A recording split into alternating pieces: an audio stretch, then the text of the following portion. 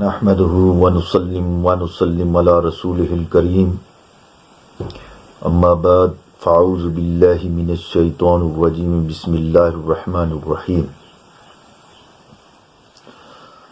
قل إن كنتم تحبون الله فاتبعوني يحببكم الله صدق الله العظيم إن الله وملائكته يصلون على النبي یا ایھا الذین آمنوا صلوا علیہ وسلموا تسلیما اللہم صل علی سیدنا و مولانا محمد وعلی آل سیدنا و مولانا محمد افسر صلواتک بعدد معلوماتک وبارک وسلم.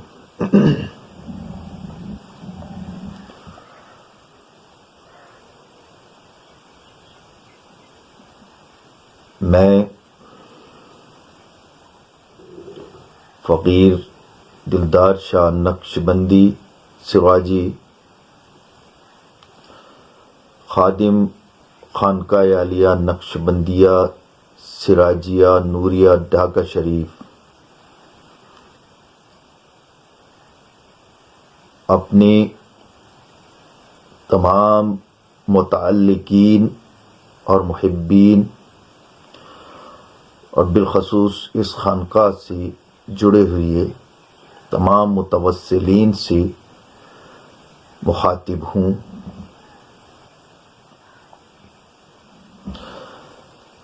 عزیزان گرامی، ہمارا پورے کا پورا دین مبارکہ آقا کریم صلی اللہ علیہ وسلم کی اتباع ہے.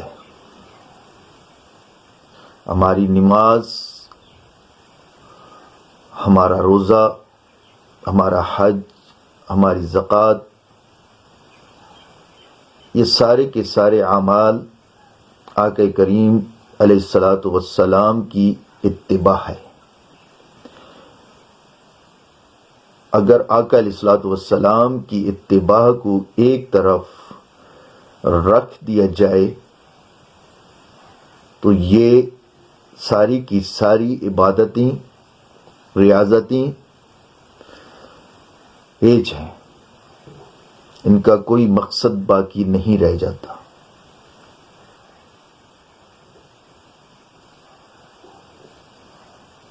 من یطع الرسول فقد اطاع اللہ، بے شک آقا علیہ الصلوۃ والسلام کی اتباع اللہ کی اتباع ہے، اللہ کی اطاعت ہے، اور بغیر نبی اکرم صلی اللہ علیہ وسلم کی اطاعت کے دین نامکمل ہے.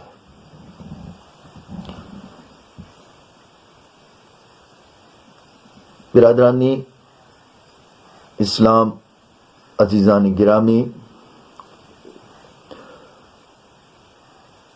تو جتنے بھی اعمال ہم روزمرہ زندگی میں کرتے ہیں یہ اتباع رسول ہے. ہر موقع کے لیے آقا علیہ الصلوۃ والسلام نے کچھ نہ کچھ ارشاد فرمایا.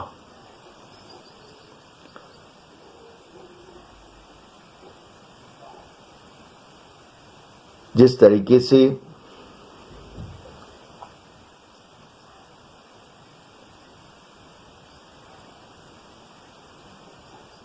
بعض سنتیں بعض مواقع پہ برعکس نظر آتی ہیں. مثلا نماز قصر 2 منزل کی مسافت پہ شروع ہوتی ہے، لیکن جب ہم حج کے لیے جاتے ہیں تو میدان عرفات، میدان منا اور مزدلفہ میں ہم نماز قصر ادا کرتے ہیں.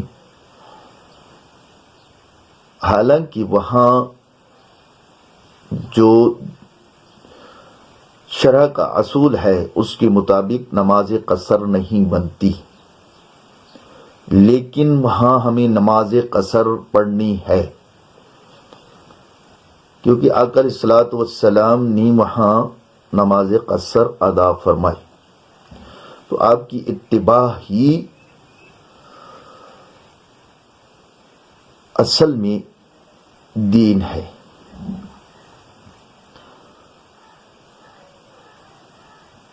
اب جو کرونا کی وبا پھیلی ہے، تو اس طرح وبا کے موقع پہ، خوف و ہراس کے موقع پہ، تکلیف کے موقع پہ آقا علیہ الصلوۃ والسلام، خلفائے راشدین اور صحابہ کرام رضوان اللہ تعالی اجمعین کی زندگی ہمارے لیے مشعل راہ ہے، اور آقا علیہ الصلوۃ والسلام کی سنت اور آپ کے خلفائے راشدین کی سنت اور اصحاب رسول کی سنت پہ عمل ہی نجات کا ذریعہ ہے۔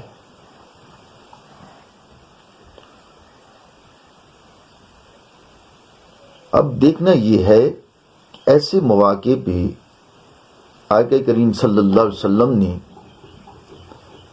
ہمیں کیا ارشاد فرمایا۔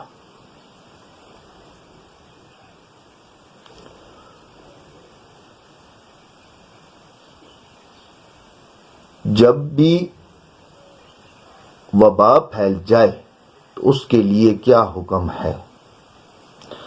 سب سے پہلی چیز،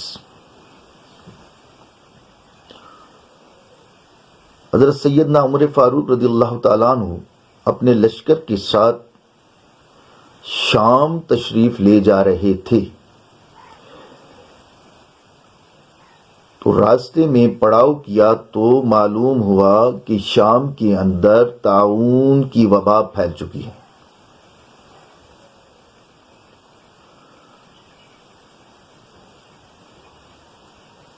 آپ رضی اللہ تعالی عنہ نے سب سے پہلے مہاجر صحابہ کو بلایا، ان سے مشاورت کی کہ ہمیں کیا کرنا چاہیے، تو ان میں سے اکثر صحابہ اس بات پہ متفق تھے کہ ہمیں آگے نہیں جانا چاہیے، کچھ صحابہ اس بات پہ متفق تھے کہ ہمیں آگے جانا چاہیے۔ اس کے بعد آپ نے انصار کو بلایا، ان سے مشاورت کی، وہ بھی اسی طریقے سے دو دھڑوں میں تقسیم ہوئے۔ اس کے بعد باقی صحابہ، یعنی فتح مکہ کے اوپر مسلمان ہونے والے صحابہ، قابل عزت صحابہ رضوان اللہ تعالی اجمعین کو بلایا گیا، ان سے مشاورت کی گئی۔ آخر میں سیدنا عمر فاروق رضی اللہ تعالیٰ عنہ نے یہ فیصلہ کیا کہ ہم واپس جائیں گے، ہم آگے شام نہیں جائیں گے۔ تو حضرت عبیدہ بن جراح رضی اللہ تعالیٰ عنہ جلال میں آ گئے اور انہوں نے ارشاد فرمایا کہ کیا ہم تقدیر سے بھاگ سکتے ہیں؟ کیا یہ موت کے ڈر سے یا تقدیر کے خوف سے بھاگنا نہیں؟ تو اسی دوران حضرت عبد الرحمن بن عوف رضی اللہ تعالیٰ عنہ تشریف لائے، تو آپ نے جب اس بحث کو دیکھا تو آپ نے حدیث بیان فرمائی کہ مجھے اللہ کی قسم ہے، میں نے اپنی کانوں سے سنا ہے کہ آقا علیہ الصلوۃ والسلام نے فرمایا کہ جہاں وبا پھیل جائے وہاں مت جاؤ، اور اگر تم لوگ وہاں موجود ہو تو وہاں سے باہر مت نکلو۔ علی القیاس حضرت عمر فاروق رضی اللہ تعالی عنہ واپس تشریف لائے.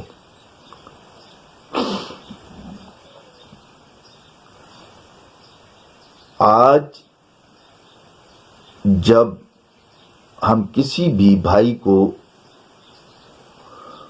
تحریری طور پہ یا زبانی طور پہ یہ کہتے ہیں کہ بھائی احتیاط کریں،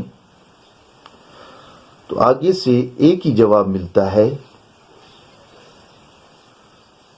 کیا ہم موت سے ڈرتے ہیں؟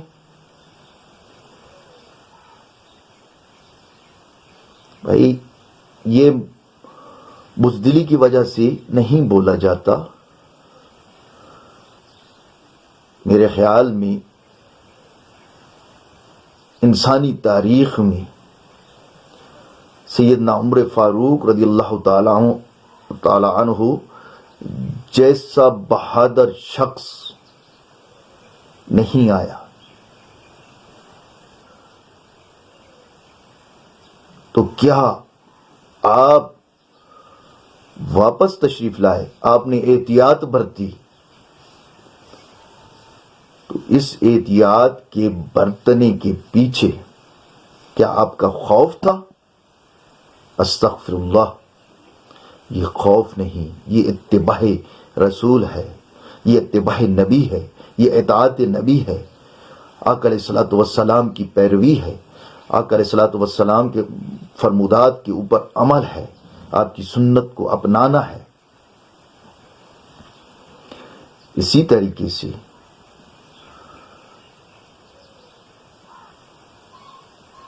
نماز کے متعلق جب خوف کی فضا ہو، جب تکلیف کی فضا ہو، تو ایسے موقعوں پہ آقا علیہ الصلوۃ والسلام نے کیا ارشاد فرمایا، اپنے صحابہ کو کیا تلقین فرمائی.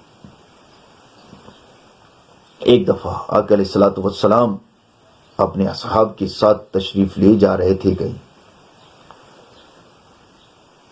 راستے میں خیمہ زن ہوئے، قیام کیا، جمعہ کا روز تھا، اور جب جمعہ کی اذان کہی گئی تو آقا علیہ الصلوۃ والسلام نے مؤذن کو ارشاد فرمایا کہ اذان کے ساتھ یہ اضافی الفاظ فرما دو کہ ہر ایک اپنے خیمہ کے اندر نماز ادا کر لے، کیونکہ سخت بارش اور طوفان تھا، خوف کا عالم تھا، تکلیف کا عالم تھا. تو آقا علیہ الصلوۃ والسلام نے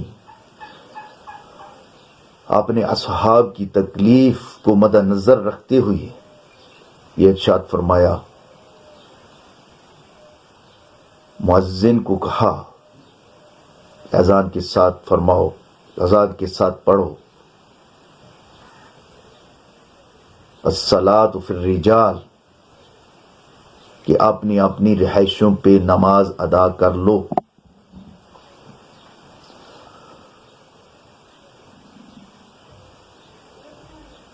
تو سب صحابہ نے اپنے اپنے خیموں کے اندر نماز ادا کی.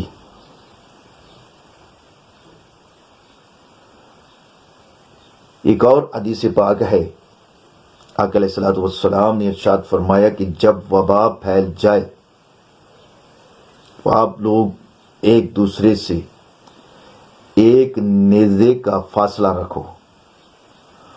ایک نیزے سے مراد 2 میٹر کا فاصلہ، 2 گز کا فاصلہ، ایک دوسرے کے ساتھ مسافہ ترک کر دو، تاکہ نہ دوسرے کے ذریعے تمہیں تکلیف پہنچے، نہ تمہارے ذریعے دوسرے کو تکلیف پہنچے.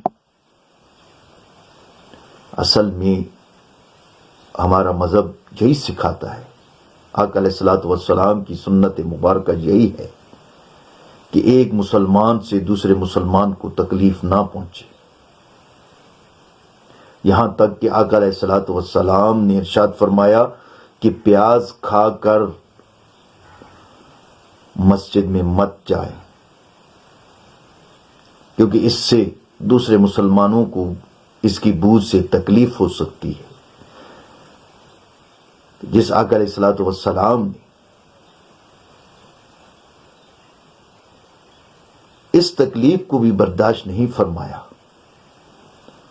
تو وہ تکلیف جو موت کا سبب بن سکے، جو بیماری کا سبب بن سکے،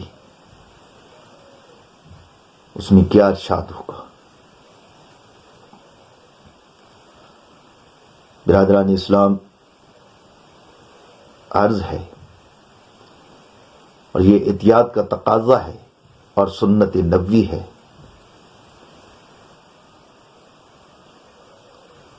اگر آپ لوگ نماز کے لیے مسجد تشریف لے جاتے ہیں تو کندھے سے کندھا ملا کر کھڑے ہونے کی بجائے ایک دوسرے کے ساتھ فاصلہ رکھ کر کھڑے ہوں، تاکہ اس وبا کو آگے پھیلانے کا سبب آپ نہ بنیں۔ اول تو یہ کہ گھر پہ اگر نماز ادا کر لی جائے، گھر پہ ہی اپنے بچوں اور بیوی کے ساتھ جماعت کا انتظام کر لیا جائے تو یہ بھی احسن ہے۔ اگر مسجد میں بھی جائیں تو ایک دوسرے سے فاصلے پہ کھڑے ہوں۔ آج جمعۃ المبارک ہے اور بالخصوص سندھ کے اندر حکومت وقت نے جمعہ کی نماز کے اوپر پابندی لگائی ہے۔ اگر اس پہ عمل درآمد ہو تو بھی کوئی قباحت نہیں۔ مجھے علماء کی رائے سے کوئی اختلاف نہیں، لیکن آقا علیہ الصلوۃ والسلام کی سنت کو مد نظر رکھتے ہوئے اگر کوئی شخص گھر پہ نماز پڑھ لے تو میں اسے بھی غلط نہیں سمجھتا، کیونکہ اتباع نبی علیہ الصلوۃ والسلام ہی دین ہے۔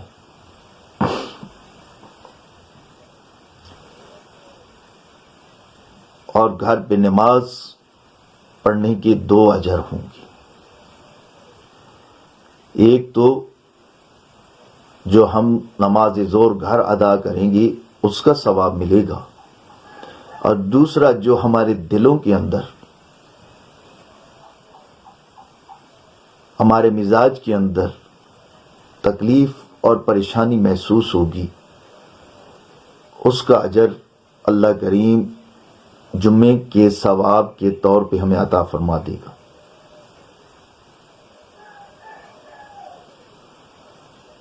اگر مسافہ کرنا سنت ہے، اور آقا علیہ الصلوۃ والسلام کا فرمان ہے کہ جب ایک مسلمان دوسرے مسلمان سے مسافہ کرتا ہے تو ان دونوں کی ہاتھ چھوڑنے سے پہلے اللہ کریم ان کے گناہ معاف فرما دیتا ہے۔ اگر مسافہ کرنا سنت ہے تو ایسے موقع پہ مسافہ نہ کرنا بھی سنت ہے۔ یہ سب اللہ کی طرف سے ہماری آزمائش ہے کہ اللہ کریم نے مومنین سے وعدہ فرمایا کہ میں تمہیں آزماؤں گا، وَلَنَبْلُوَنَّكُمْ بِشَيْءٍ مِّنَ الْخَوْفِ وَالْجُوعِ وَنَقْصٍ مِّنَ الْأَمْوَالِ وَالْأَنفُسِ وَالثَّمَرَاتِ وَبَشِّرِ الصَّابِرِينَ الذين إذا أصابتهم مصيبة قالوا إنا لله وإنا إليه راجعون۔ اللہ تعالیٰ فرماتا ہے کہ میں تمہیں بھوک سے، جان کے اندر نقص پیدا کر کے، اولاد کے اندر تکلیف پہنچا کر، مال کے اندر، کھیتی کے اندر، مختلف طریقوں سے میں تمہیں آزماؤں گا، اور بے شک تم میں اصل ایمان والا وہی ہے جو صبر اختیار کرے گا اور یہی کہے گا کہ اے اللہ ہم تیری طرف سے آئے ہیں اور تیری طرف ہی لوٹ کر جانا ہے۔ آخر میں ایک بار پھر گزارش کروں گا، جو ابتدائی خطبہ کے اندر میں نے آیت مبارکہ تلاوت کی، قل ان کنتم تحبون اللہ فاتبعونی یحببکم اللہ،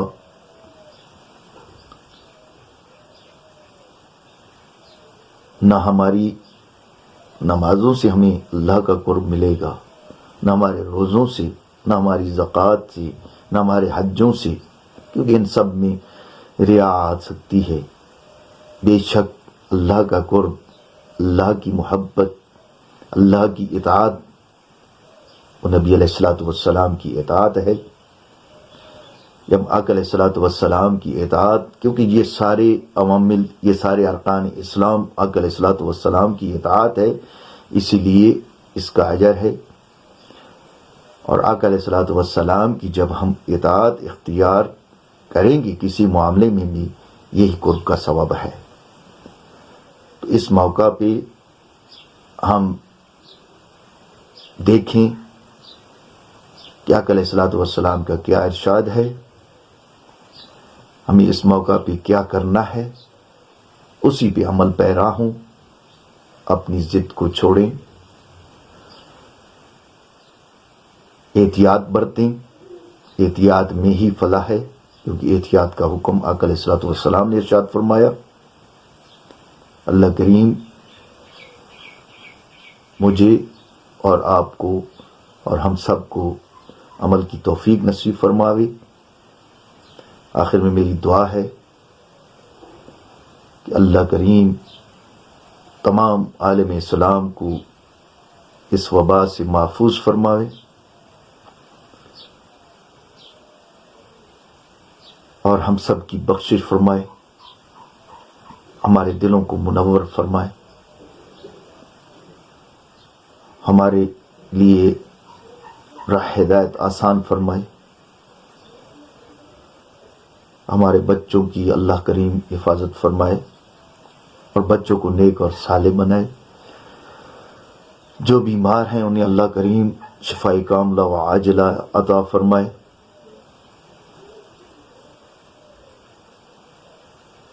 اور اس بیماری سے، اس تکلیف سے سب کو اپنی حفاظت میں رکھیں۔